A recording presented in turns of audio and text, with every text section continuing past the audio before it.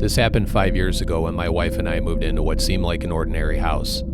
It was an older home in need of updating, but the price was well below our budget and we were happy to move out of our tiny apartment. At first, everything appeared normal, but about 3 months after moving in, weird things started happening in the house. It was a weekday, and I was at work when I got a frantic call from my wife. She was very upset. She said something scary happened at the house and she had to leave. She was alone, painting a room in the basement when she heard the sound of someone walking around our bedroom on the second floor. She called my name up the basement stairs, thinking maybe I came home from work early. That was when the noise stopped, and when she didn't get a response, she became very frightened and ran out of the house. I called the police and made the 1-hour drive home in a panic, thinking someone broke in. By the time I arrived, my wife had already returned to the house and let the police in for a search. They searched every square inch of our property and there was no evidence of a break-in or that anyone had been in our bedroom. But my wife was convinced someone was up there. She heard the unmistakable sound of footsteps. She said the floor was creaking and it sounded like someone was pacing around the room. We were both skeptics of the paranormal, but the situation had us thinking that maybe the house was actually haunted. I started working from home so she didn't have to be alone in the house all week, and nothing happened for maybe 2 or 3 months. We finished painting our basement and everything was normal until we started remodeling our master bathroom upstairs. It was a Saturday night. I had just finished working in the bathroom and we were having a bonfire in our backyard. I got up from my chair to use the bathroom downstairs because the bathroom upstairs was unusable at the time. When I was done, I went back outside to the fire. My wife then asked me why I left the bedroom light on upstairs. I looked at her in confusion and told her I didn't go upstairs, I was in the basement. She froze and said the bedroom light turned on after I went inside the house and she saw a shadow moving around behind the curtain. She assumed it was me, but it wasn't. My heart sank because I knew no one was in the house. The doors and windows were locked. We sat there in silence at the fire, glancing up at our bedroom window. The light was still on. I didn't call the police this time, but I grabbed a baseball bat from the garage before I went inside to search the house. I crept upstairs and looked all over our bedroom first. My hands were shaking. I looked under the bed and in the closet. Nothing looked out of the ordinary, so I turned the bedroom light off and checked every hiding place in the house. But just like the first time, nothing and no one was found. I went back to the fire and we sat out there for another hour waiting to see if the bedroom light turned on again. Thankfully, it never did. We ended up sleeping downstairs in the living room that night with all of the lights on. This situation scared the hell out of us and we talked about selling the house after the remodeling was done because my wife didn't feel comfortable living there anymore and neither did I. We always felt like something was watching us, but because the two occurrences were spread apart by months, we decided to wait and see if it would stop, but unfortunately that never happened. Fast forward another 2 months after the creepy light incident. We were in bed and it was probably 2 or 3 o'clock in the morning. I was wide awake. It was a sleepless night and my eyes were open.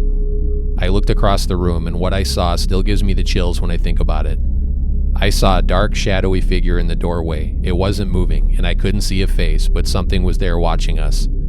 The whole encounter lasted less than a minute and it was gone. To this day, it's one of the scariest things that has ever happened to me. In the morning, I didn't tell her what I saw in the bedroom, but I knew it was time to move out of that house, and she was happy when I suggested it. We sold that creepy house and moved into our new home. We had our first child last year, and we've been very happy living there. Nothing weird has ever happened in our new house. During our move, I struck up a conversation with one of the neighbors. I didn't mention any of the scary things we experienced in the house, but I asked if he knew anything about the family who lived there before us. He said a widow lived there, and she passed away a few months before we moved in. She lived in the house alone and was eventually found in the bedroom by her daughter who stopped by to check on her. I instantly got the chills when he told me this, and it explained everything we experienced in the bedroom. I often wonder if the new owners have experienced the same things we did. I looked up the property on a real estate website, and it's the same people who bought it from us, so maybe the occurrences stopped when we left, otherwise they would have moved out. I'm just glad we don't live in that house anymore.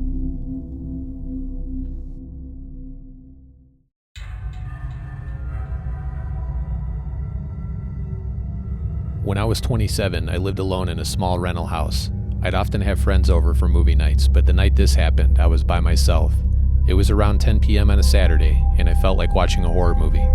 I wanted to watch something I hadn't seen before, so I decided to watch The Exorcist.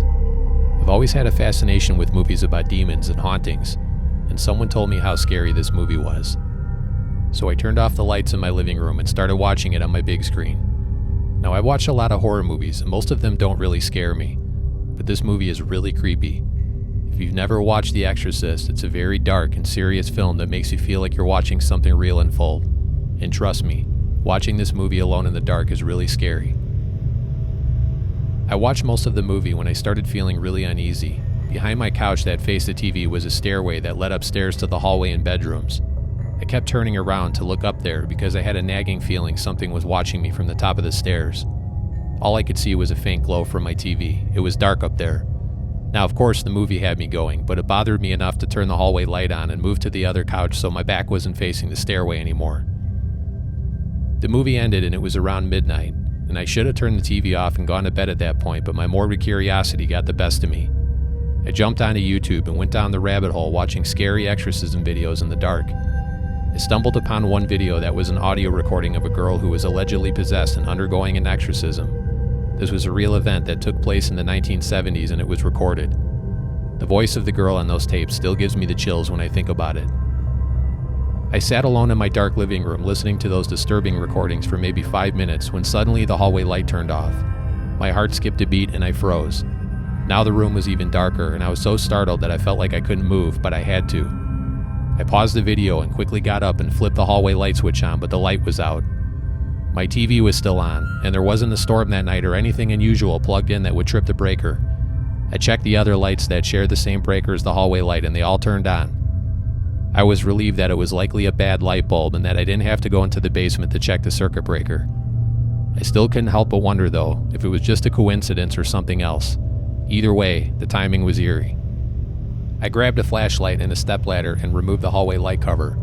I replaced the light bulb with a spare from the closet, and sure enough, the light came on. I was still weirded out, but assumed it was probably just an old bulb that happened to burn out at the worst possible time. At that point, it was really late and I was done for the night. I turned off the lights and TV downstairs and went up to my bedroom. I tried to relax, but my imagination was racing. I couldn't help but wonder if the light turning off was just a coincidence or if I invited something dark into my house by watching those videos. I turned on my bedroom TV and started watching a comedy to distract myself from my thoughts. It was probably around 3 a.m. and I finally started to doze off when I heard a loud crash coming from my basement below my bedroom. The TV volume was low enough for me to hear that it was the sound of broken glass. I muted the TV and listened in silence, but I didn't hear anything after that. It was silent. I lay there wide awake with the TV muted. Someone could have broken in through the window, but I was too scared to even reach for my phone to call the police. I continued listening to see if I could hear any footsteps, but there wasn't a sound. I locked my bedroom door and stayed in bed the rest of the night until the sun came up. I called my friend early in the morning and told him what happened and to come over as soon as possible because I wasn't going into the basement alone. Looking back, I should have called the police immediately after hearing glass break because someone could have been hiding in my basement, but deep inside I think I knew it wasn't a break-in. My friend and I went down the basement stairs and turned the corner to see that none of the windows were broken, but there was broken glass all over the floor. I had a portable bar down there with several pint glasses on top.